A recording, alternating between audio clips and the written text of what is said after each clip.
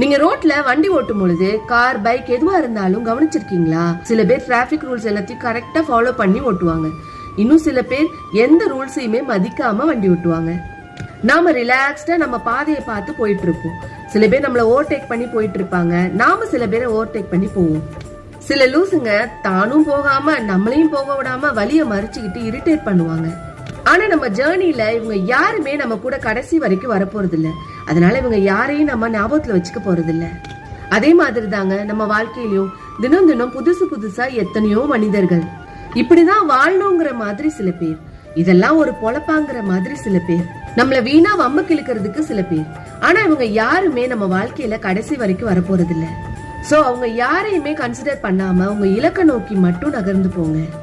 அவங்க எல்லாம் எப்படி வந்தாங்களோ அதே மாதிரி உங்க வாழ்க்கையில இருந்து தானா மறைஞ்சு போயிடுவாங்க. முயற்சி செய்து பாருங்கள். அன்புடன் நான் உங்கள் கீதா கொளஞ்சிநாதன். இது கலர்ஸ் ஆஃப் லைஃப்.